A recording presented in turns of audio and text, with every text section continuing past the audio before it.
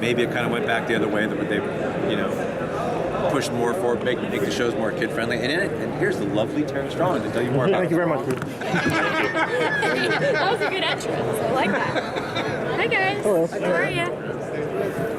You've really worked on a lot of different animation projects. So, other than the longevity of the animated series, what makes it so special?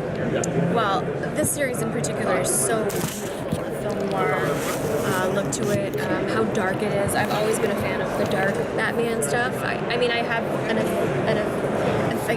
what's the word I'm looking for? An affinity. Thank you. I do voiceover. My voice not working. For the funnier stuff, but my favorite is the dark. And when you watch the Blu-ray and you see how beautiful it was, and even now it's even more beautiful, you recognize what an extraordinary piece of art that particular series was. And it really was, from start to finish, from the writing to the directing to the art to the acting. It's just like a beautiful, finished piece. And I mean, maybe not finished, maybe we could do like a few more seasons, but it was a good time. When you were doing Harley Quinn, her first appearance in the comic books was in the Batman the Animated Series comic, and she transitioned into regular continuity. How do you feel about her coming from an animated series and now she's as popular as she is in the comic books and the movies?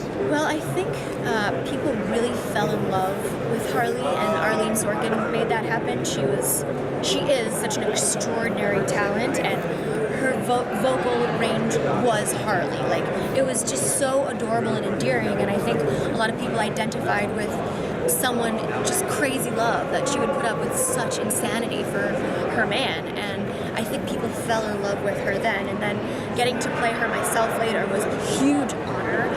I put on my Twitter once a picture of Batgirl and Harley, and I said, and you think you have an identity crisis? And it's so much fun to play both. Like, if you asked me who I prefer, I can't answer. They're really two sides of the coin, and it's sides of an extraordinary coin. Like, they're just amazing characters, and I love playing both of them. Batgirl's like my real moments to get deep, and then Harley's like my therapy. Like, I get to kind of scream and be crazy. So yeah, I mean, I don't know what horseshoe I was born under to be able to play Harley, Batgirl, Raven, Timmy, Bubbles. Like, these are all extraordinary characters, and I just feel pretty blessed. Did you audition to play the older Barbara Gordon when they did Batman Beyond at all? Was that ever a possibility? Oh, I'm trying to remember. I can't remember. Who was it? I think it was Stockard Channing and then Angie Harmon later on, if I remember correctly. Okay. Too long ago. Sorry. Thank you. You mentioned your Twitter a minute ago. You also mentioned additional episodes, so I've got to ask. You tweeted about Teen Titans last year. If it was a success, any news on that front? Okay, so we were at a record session, and then after the record, they brought us posters to sign. And we had come from screening the day before. I did not know that end scene was going to be in the credits. And I was like, So when the executive brought back the posters, I was like, y'all are bringing it back, right? And he said no. And I said, no? You can't put that scene in the end credits and not... The fans want this so bad. They've been extremely verbal about it. I wanted it ended in such a pivotal story arc. Like, you can't do that. And he said, if the movie does really well, we'll bring it back. I said, can I film you say that? He said, yep. I said, can I tweet it? And he said, yep. Okay. So I don't know if that does really well and is enough, but it certainly did do well, and it was a lot of fun, and I think there's room for both. I think the comedic series is super fun, and I think the fans deserve a season 6. So I hope they do both, and I hope they keep the original voice cast. You mentioned how you prefer doing the darker shows with lighter I mean, shows. Batman. Oh, Batman. Batman, like the dark Batman is my favorite Batman. Teen Titans, I guess if you asked me to pick, I would probably pick the darker one too, because it's sort of the same world, but I do have a ton of fun. Go is its own thing. Like, I don't even know that you could compare it to any other show.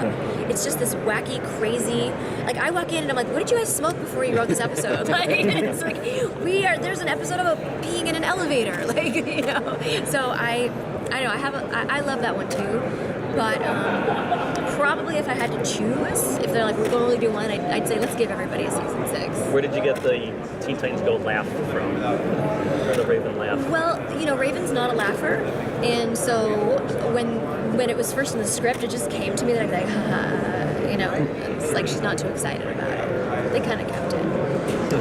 Harley Quinn has become a feminist icon, both in comics and in shows, and now she's on live action. What do you think it is about her that has attracted so many women to her? Well, I think that there's such a vulnerability to her, but there's also a really strong kick-ass side to her. And I think most women can find little pieces of themselves in that, not to that degree, let's say, or they should be hospitalized, but at some degree where you've known that you've done dumb things for love, but you could also kick some ass. And I think particularly right now in this political climate, to give women a strong female character that's going to go out and kick some ass is definitely a good thing.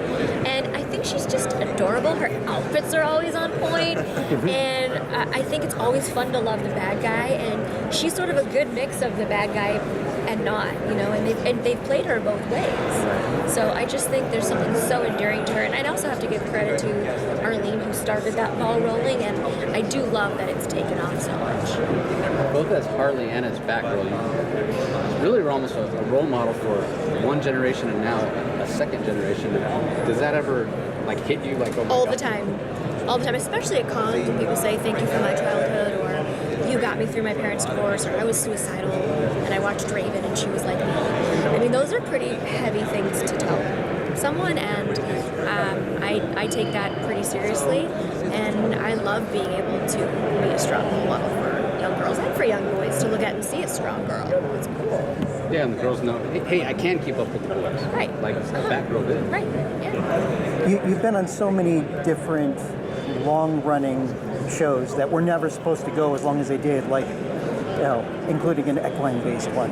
At what point, during your career, at what point are you figuring where you're looking around going, oh my God, this is another one of those, where it's just like, this was supposed to be one season, now it's like 8. I feel like casting and producers sort of look at that and say, oh, if Tara's on the show, it's going to be a big hit. So they should always cast me. That works. That's good. But, sometimes you're in a session and you're like, it's going to be a big show. It's going to be a big hit. We knew right away at Batman. We knew it at Teen Titans.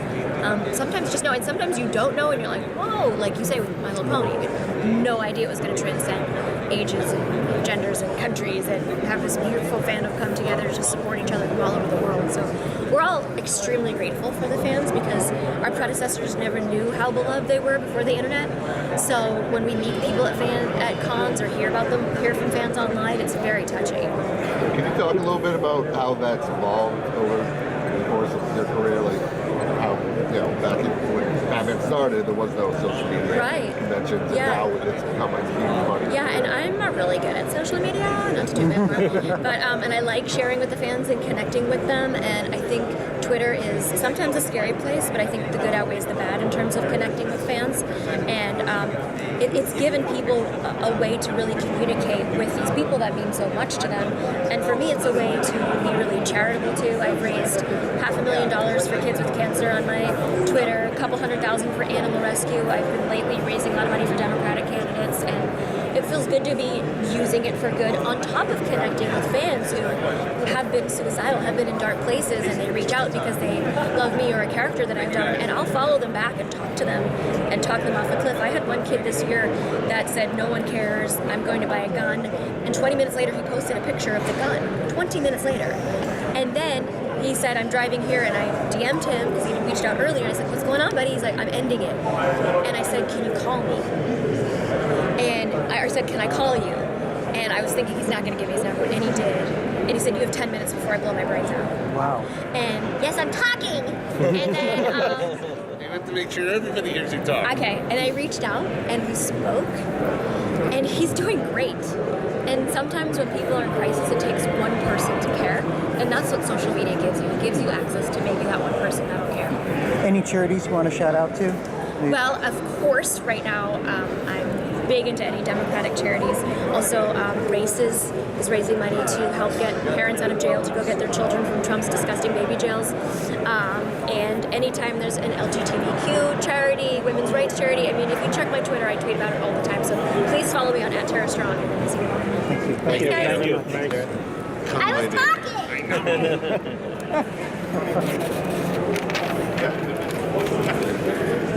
talking.